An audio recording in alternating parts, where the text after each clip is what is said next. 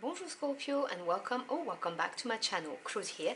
Today I'm going to be doing your monthly tarot reading for the month of August. So I hope you're doing well. I'm going to be using Odin's Playbook tarot deck created by the lovely Dani'el. I have reviewed this deck and I will leave you a link in the description box below if you want to check out the cards, and all the info is there, to purchase it if you're interested. So as per usual for the monthly readings, I have separated my deck into three piles. This is the major arcana for the energy. Over there you have the court cards, which is the energy that you are advised to embody next month, and we've got the minor arcana to delve into the message. So as always, those are general readings, they will not resonate with everybody, so take what resonates and just drop the rest. But you already know that. So, what do we have for my Scorpio querents, please? What is the main energy for the month of August?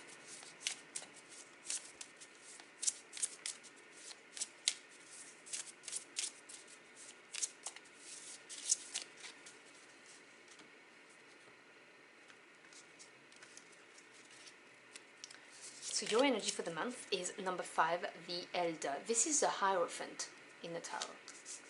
Standard tarot deck anyway, is what I meant. Which court card are they advised to embody for the month of August, please?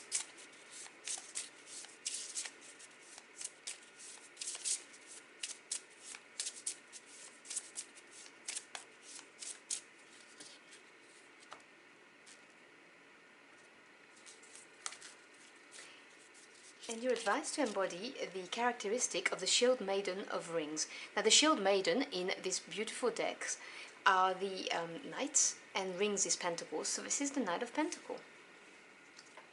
You put this over there, so you've got enough space. Okay, let's delve into the messages.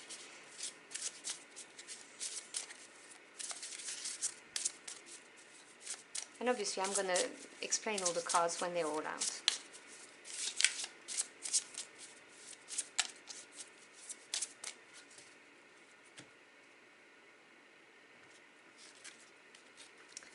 Okay, so we begin with the Three of Axes, so the Three of Swords, followed by the Seven of Cups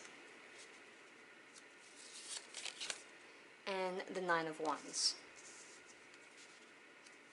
Let me move them up a bit. Okay, we then have the Seven of Swords. This is your second 7 energy. We then have the Six of Cups and the 10 of Swords. There's quite a lot of swords energies in here. You've got, out of those 6 cards, you've got half of it is swords energy. We'll delve into that in a minute. Bottom of the deck, which is the energy around you for August, is the Three of Wands. So let's talk about this first. 3 is the number of growth, expansion and creation. I personally love the energy of the 3 because I love watching things grow.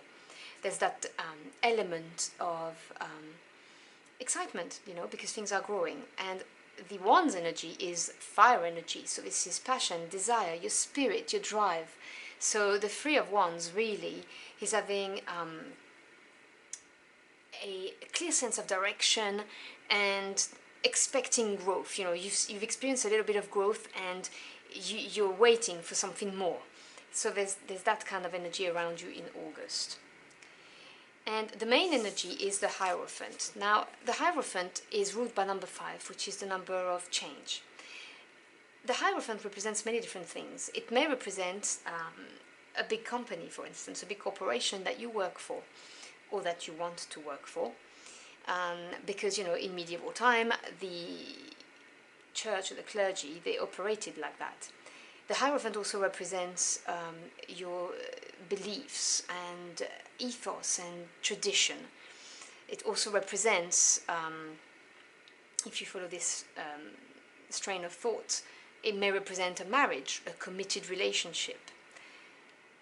Also, knowledge, enlightenment, learning, all of those. So in August, take what resonates, obviously, with whatever your situation is and why you're here.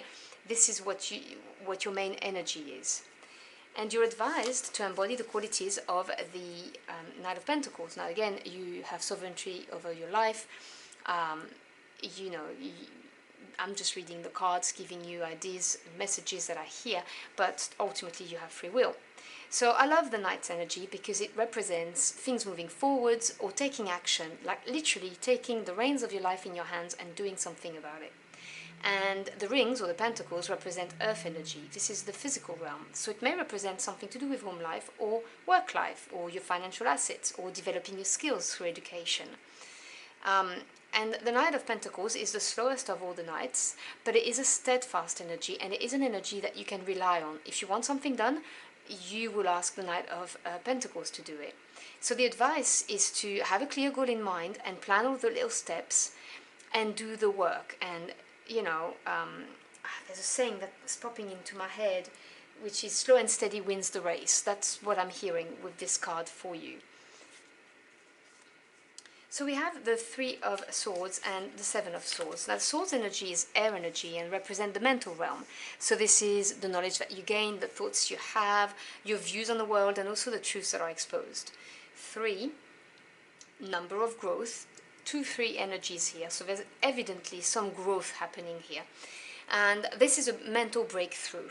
This is having been blocked in some way, not having been able to make a decision, and you have that mental breakthrough that shows you the way. And I always say sometimes it's not easy because the swords can cut, but it is definitely happening for you and showing you the way. And it's supported by the Seven of Swords, and 7, which you have 2 of, is the number of self-evaluation that leads to experience and the confidence to act. And to me, the Seven of Swords is the work smarter, not harder card. This really is the card of being sharp, focused and determined to do something. And sometimes to do what it takes. The Three of Swords also can talk about thinking out of the box and, having the drive to do what it takes in order to manifest whatever it is that you're trying to manifest or address a problem, whatever the case may be, whether you are dealing with a long-term relationship, whether you're dealing with work and a big corporation, or you are trying to gain some enlightenment, some knowledge. This is what this is. We then move on to the Seven of Cups and the Six of Cups. So as I said, 7 is self-evaluation, an experience. Cups is your element. This is water energy. This is your feelings, your emotions, your intuition. The Seven of Cups talks about having some options and exploring them. Which one's going to bring me the most satisfaction? There may be a sense of overwhelm a little bit because you have many options, which are going to stem directly from this breakthrough and doing whatever it takes and being determined to get it done. This is opening doors. As I said, you're experiencing some growth here. And so, you're looking at all those cups and you're thinking, okay, well, which one's going to bring me the most contentment and happiness? And it is supported by the Six of Cups. Now, 6 is harmony after having overcome a challenge or a change. It is a change becomes a challenge if you resist it, if you go against it. If you embrace the change, it then becomes an opportunity to grow, a new experience. So the Six of Cups talks about, emotionally being happy. This is a nice card, and sometimes referred to a relationship that with someone that you've known for a long time, for instance, and sometimes also that this idea of looking back on the past with rose-tinted glasses. And so, what I'm feeling, the message I'm hearing is when you're looking at your options, beware of not over-embellishing the past. I'm sorry if someone needs to hear this. This is really screaming in my head. Otherwise, this is to do with a relationship or bringing balance, into your life on an emotional level by choosing the right cup. And this is not going to be easy, I can tell that. I'm not going to sugarcoat it because, well, there's no point. I believe tarot is empowering because you know ahead. But there's definitely this energy of not giving up. So you're at the stage of the Nine of Wands where, 9 is achievement or attainment. And when you put 200% of yourself with that fire energy of passion and desire behind something, you acquire some cuts and bruises and you get exhausted. But the message is you're nearly at the end, 10 wands and you can drop the burden, continue, push, persist, because with the Ten of Swords, you're going to be released. The 10 is completion and end of a cycle, and in the mental realm, what it means that you come to terms with what is, you have accepted it, you've been through the mental process of it, you've made your choices, your decision, and you come to terms with it, and you release it. And you always see there's the dawn of light there, the butterflies represents the transformation, and this is the accepting. And to me, the Ten of Swords is a real relief card, like the weight is lifted off your shoulders, you know, that burden. This is going to come to an end when you release it mentally, when you accept things for what they are. So whatever it is you are dealing with, obviously. So there is a lot of mental energy going on here. And as I said, a slight overwhelming in your feelings, because you're having to choose. You have several options and you're having to choose.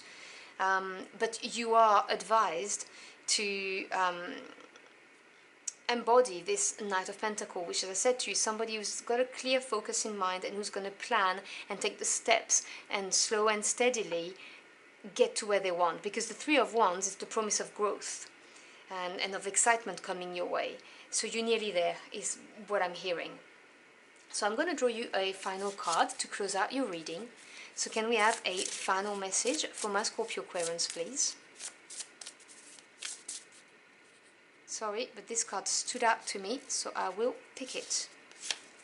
Yes, you see, you have the Eight of Wands. Now, 8 is advancement, and Wands energy, which you have 3 cards now of, the passion, the desire, it's news coming your way very quickly. Now, this can take the form of a text message, an email, a phone call.